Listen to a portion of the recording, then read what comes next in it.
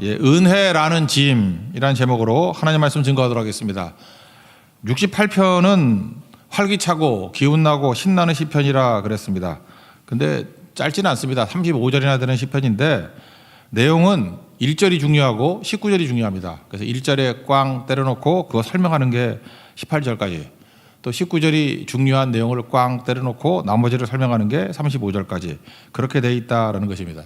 배경을 다시 한번 설명하면 언약궤 중심이라 그랬죠. 사무엘하 6장에 나오는 언약궤를 시온산으로 가지고 올 때 불렀던 그 배경인 것 같아요. 찬양. 원래 언약궤는 시내산에서 받은 거 아닙니까? 돌판을.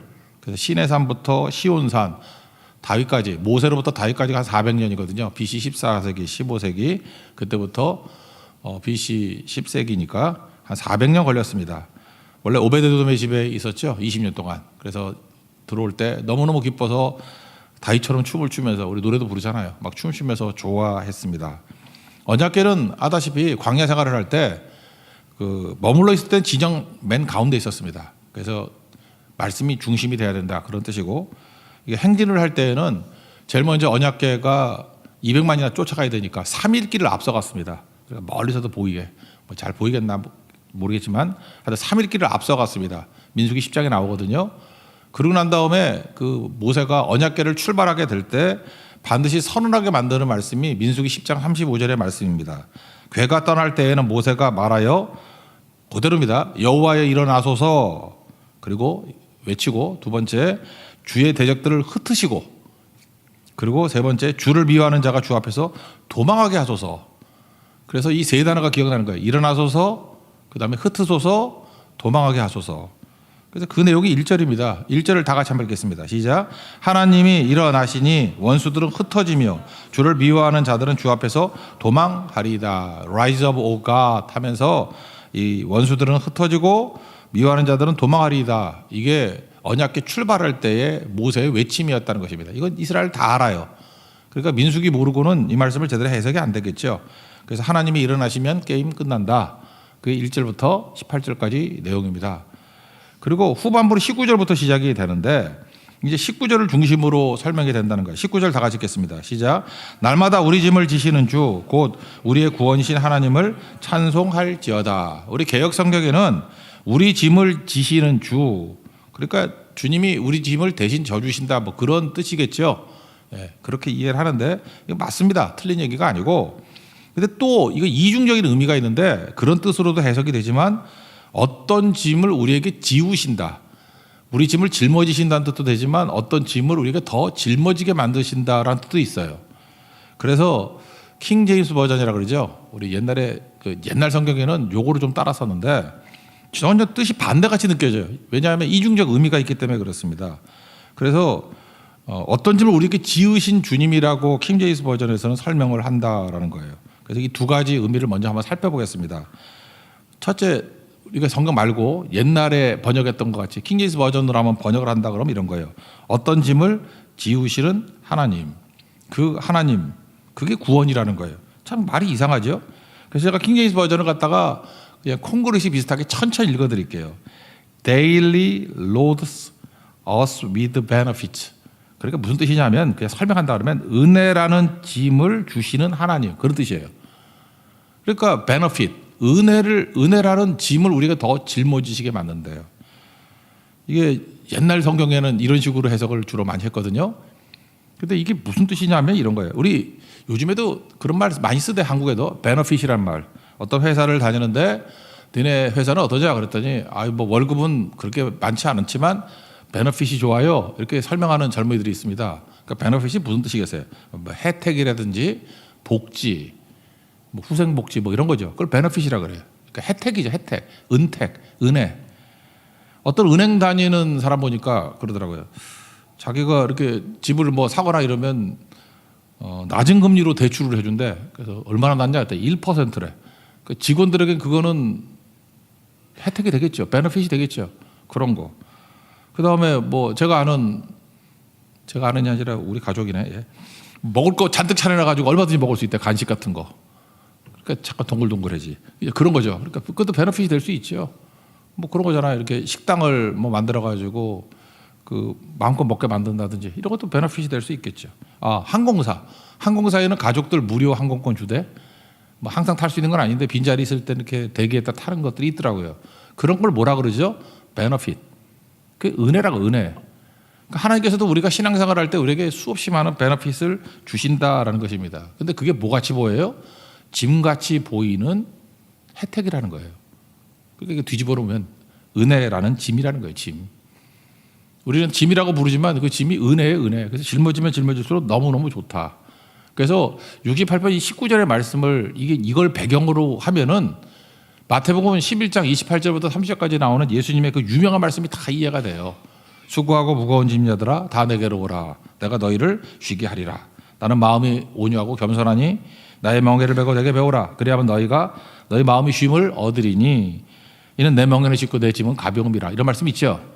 이게 요 말씀에 근거한 거라고요. 이걸 예수님이 풀어주신 거예요. 그러니까 이 말씀도 된다 그러면 잘 보세요. 뭐 여러 번 설명을 했지만 수고하고 무거운 짐진 자야 있죠. 수고란 뜻은 뭐냐면은 내가 져야 될 짐이에요. 내가 져야 될 짐. 그게 수고. 무거운 짐은 내가 지지 않아도 될 짐. 좀 더 축약해서 설명한다 그러면 수고는 내가 질 짐이에요. 내 짐이에요. 내 짐. 근데 인생은 내 짐만으로 이루어지지 있지 않습니다. 플러스 남의 짐이 또 있어요. 그게 무거운 짐이에요. 그러니까 내 짐과 남의 짐. 이거 다 짊어지고 가야 된다는 것입니다. 이거 참 무겁죠. 그래서 수고하고 무거운 짐진 자들아 다 내게로 오라. 내가 너희를 쉬게 하리라. 그래서 주님이 몽창 받아가지고 예수님이 대신 짊어지고 갈 것 같이 보이는데 그 다음 절을 보면 약간 속았다는 느낌이 안 들어요? 나의 멍에를 메고 내게 배우라. 쉬게 했나 그러놓고 다시 멍에를 준대. 짐이죠, 짐. 이게 바로 은혜라고 하는 짐이에요. 멍에를 준다고. 근데 그 멍에는 어떤 거냐 하면은 쉽대요. 그리고 가볍답니다. 그러니까 그게 뭐예요? 은혜라고 하는 짐. 이게 멍에를 또 주신다는 거예요. 그 멍에가 뭐죠? 일종의 우리로 친다 그러면 사명 이런 거 있죠. 사명. 진짜 겉으로도 힘든 거예요. 근데 그것이 우리에게 쉼을 주고 생각보다 가볍고 쉬워요. 그래서 그게 나중에는 은혜, 베너핏으로 다가오게 된다. 이게 68편 19절에 대한 예수님의 해석입니다. 그래서 우리 인생 가운데 내가 생각하는 편한 것이 편하고 내가 쉰다고 쉬는 게 아니라는 거예요. 사실 여러분 주일에 안식이라 그러는데 우리는 교회에서 봉사 더 많이 하잖아. 근데 집에서 계속 놀고 이렇게 자고 있는 사람들, 제가 옛날에 그 6개월 노동에 과로로 쓰러지는 거 봤거든. 쌍꺼풀 터뜨리면서 세상에 제일 있는 게 노는 거더라고. 아무것도 안 하는 거. 근데 오히려 사명이라는 짐을 지고 났을 때 그게 은혜라는 걸 깨닫게 되죠. 베너핏이라는 거. 거기서 능력도 길러지게 되고 힘도 얻게 되고 또 하나님께서 길도 열어주시고 온갖 좋은 것들이 다 임하게 된다는 것입니다. 어제 말씀을 한번 예를 든다 그러면 교회, 광야 교회를 통해서 교회가 뭐냐? 두 번째가 뭐였어요? 열린 공동체라 그랬죠. 열린 공동체는 어떤 겁니까? 나하고 케미가 맞지 않는 사람들도 다 같이 모이는 거죠. 이방인과 애굽인과 나하고 동질이 아니에요. 그런 사람이 다 모이는 거라고. 예를 들었죠. 두 사람, 사마리아 여인. 달라요. 삭개오, 세리장이잖아요. 달라요. 근데 그런 사람을 품는 게 열린 공동체로서의 교회인데 그런 사람 품으려고 그러면 내가 쉽겠습니까? 어렵겠습니까? 내가 죽어야 된다니까. 자기 부인이 있고 자기 십자가를 지지 않으면 절대로 이거 품을 수 없어요. 그런데 그런 사람들을 품고 교회가 하나됨을 이루는 가운데 우리는 날마다 죽죠. 그러니까 자기 십자가를 진다 그럴 때 뭐 혼자서 뭐 고행하고 그런 게 아니에요. 제일 있는 게 사람이거든요. 그래서 케미가 맞지 않는 사람과 함께 하나님의 일을 하고, 그죠? 거기서 견디고 기도하고 그런 것들이 자기 부인과 자기 십자가라고. 그럼 내게도 유익이 돼요. 그게 짐같이 모이는 은혜예요. 그래서 내가 변화가 되고 상대방도 변화가 되겠죠. 그래서 교회가 되는 거라고. 초대교회의 능력은 바로 그런 데 있지 않았습니까? 빌레몬 보세요. 그 종 오네시모하고 같이 예배 드리잖아요. 물론 나중에 도망을 쳤지만.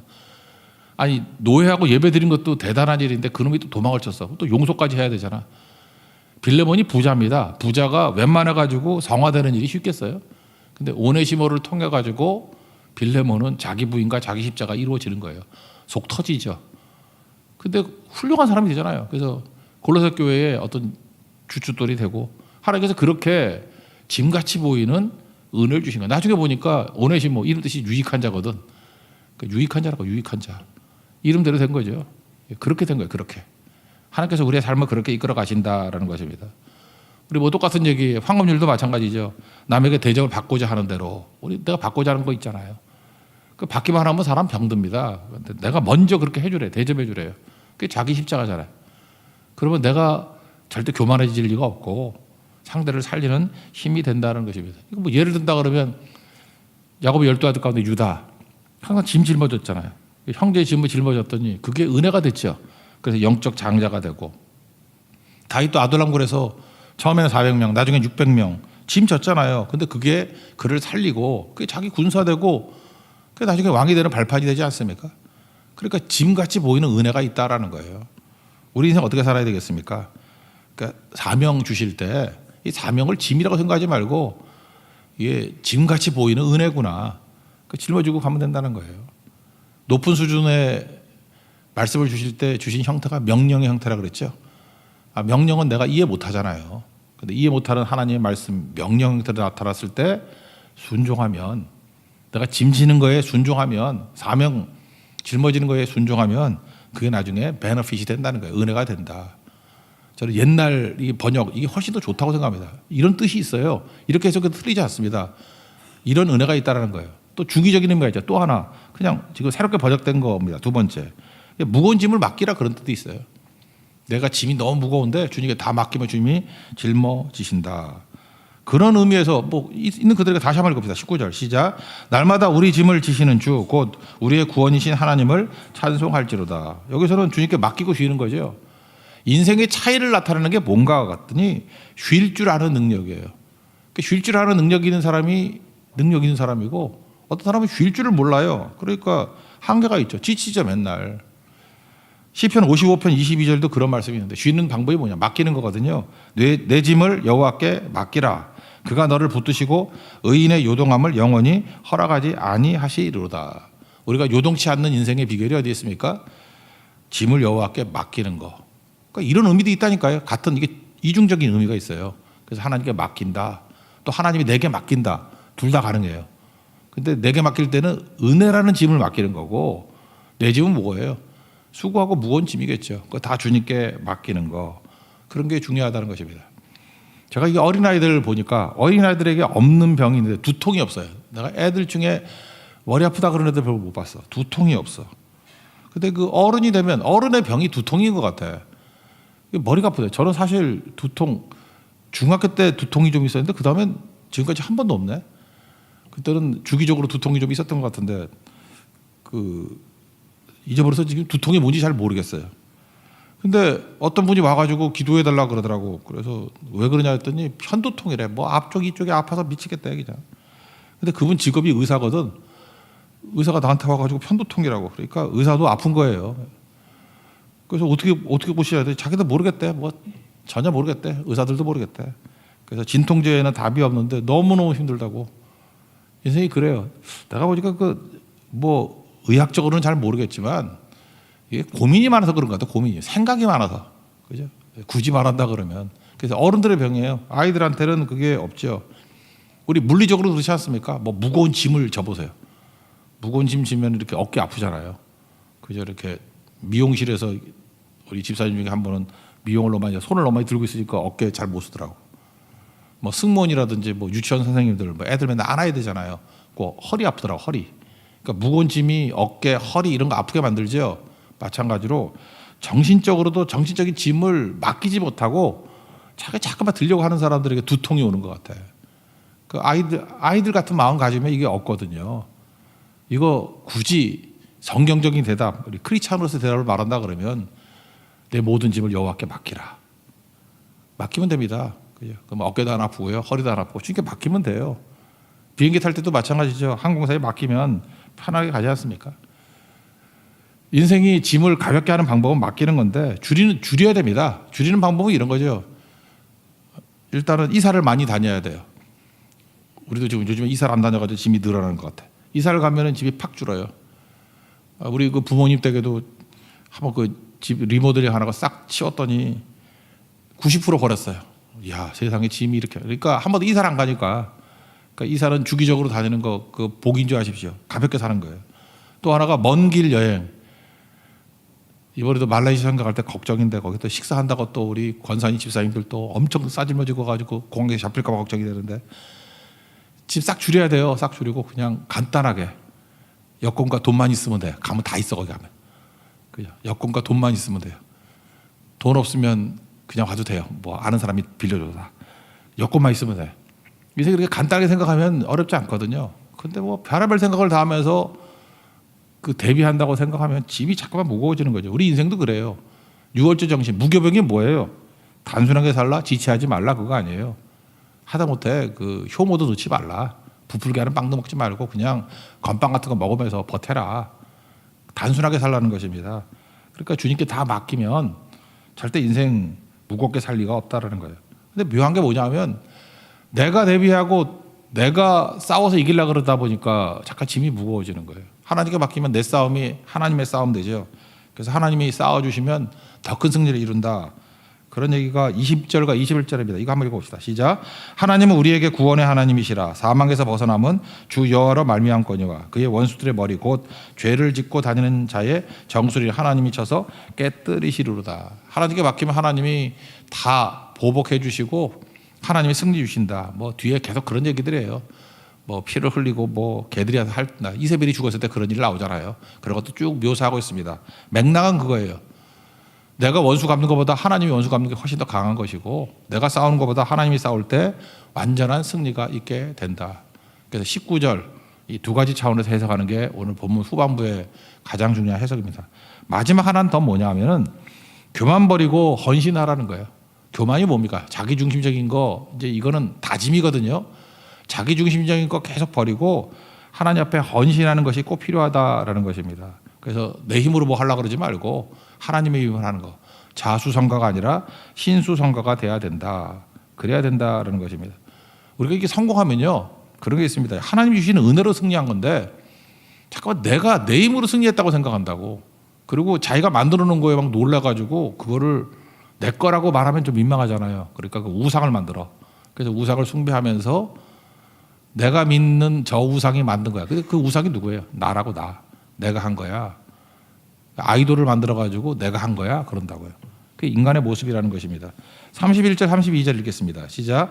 고관들은 애굽에서 나오고 구스인은 하나님을 향하여 그 손을 신속히 들리로다. 땅의 왕국들아 하나님께 노래하고 주께 찬송할지어다. 다 승리하고 난 다음에 모두 왕들 다 주님 앞에 엎드려야 된다라는 것입니다. 그러지 않으면 우상 숭배하게 된다는 거예요.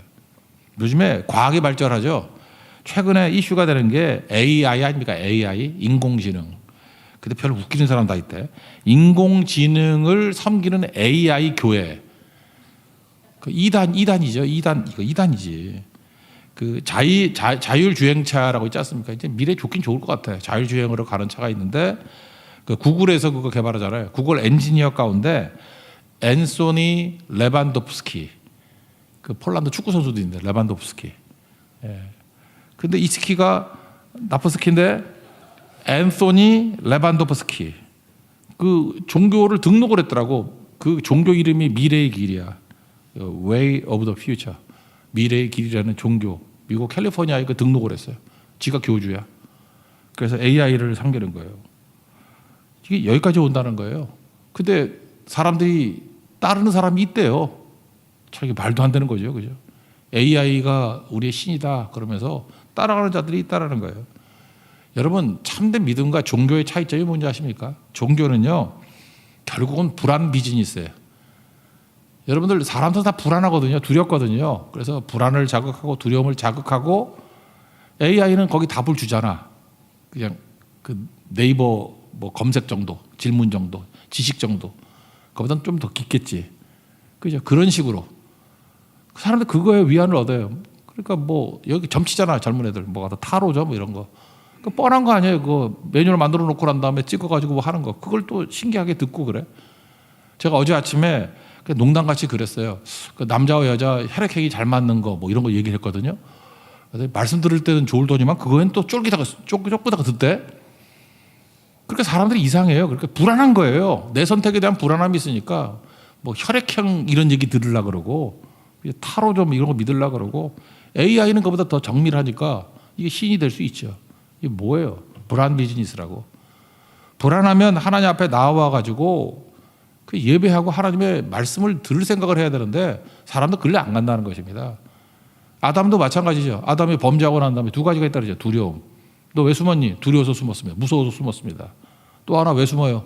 부끄러워서 숨었습니다. 그래서 여러분들 모든 종교는요, 잠깐 정지합니다. 정지하면 부끄러워지거든. 부끄럽게 만드는 게 그게 비즈니스예요, 비즈니스. 두렵게 만드는 게 그게 비즈니스라고. 근데 하나님께서 지금 말씀하는 게 뭐예요? 다 승리하고 난 다음에 이런 바보짓 하지 말고 돌이켜서 너희들이 왕들조차도 엎드려 경배하고 예배드려라. 그리고 더 중요한 게 뭐예요? 헌신하라는 거야, 헌신. 하나님 사랑하면은 헌신이 오히려 너를 살리는 거다. 우리는 그러죠. 하나님께 헌신한다 그러면 주님 글쎄 벗겨볼 게 없어가지고 우리 걸 벗겨먹습니까? 그게 아니에요. 우리가 헌신하는 것이 사랑이거든요. 하나님 사랑에 헌신을 하면은 똑같습니다. 그게 열린 공동체가 똑같은 거예요. 나하고 케미 안 맞는 사람 섬길 때 내가 죽어서 내가 살듯이 헌신하는 게 나를 살린다는 거예요. 사랑이 식으면 권력이 자랍니다. 경험해 보셨습니까? 그 남녀지간에 사랑할 때는 서로 뭐 네가 먹어 그러고 서로 뭐 이러죠. 내 주변에 요즘에 그 연애하는 젊은 애들 보니까 눈 뜨고 못 보겠어. 거의 십자가 정신으로 살고 있어. 서로 위하고 우리 집 딸들 얘기해. 이렇게 서로 위하고. 저는 알죠. 저 며칠 갈까 저거. 사랑이 식으면 권력이 나타나요. 내가 주도권을 잡아야 돼. 네가 해. 내가 결정할 거야. 지금 결혼한 지 오래되신 분들은 지금 권력 투쟁하고 있죠. 그죠? 사랑이 식으면 권력이 자라게 돼 있다는 것입니다. 사랑할 때는 데이트 뭐 비싼 곳 가는 거 아깝지가 않아요. 근데 결혼하면 따지죠. 싸고 많이 주는 집 이런 거 안 가나? 그죠? 그래서 이게 한 번은 뭐 어떤 애들 보니까 뭐 한 10만 원짜리 먹대. 에이, 지금 잘 먹어라. 이제 결혼하면 10,000원짜리다. 이제 그런 생각을 했거든요. 다 그런 거예요. 근데 그런 걸 바라보면서 내가 느꼈던 게 그거예요. 우리도 하나님의 사랑이 들어오면요, 사랑의 눈이 멀면요, 헌신하게 되어 있습니다. 저는 우리 교회에서도 종종 그런 걸 봐요. 우리 믿음 없는 사람들이 볼 때, 저 사람 과도하게 헌신하네. 어떤 때 저 사람은 좀 과도하게 헌금하네. 저 사람은 과도하게 희생하네. 여러분 제정신이기 때문에 그래요. 그 사람은 지금 사랑의 눈이 멀었어.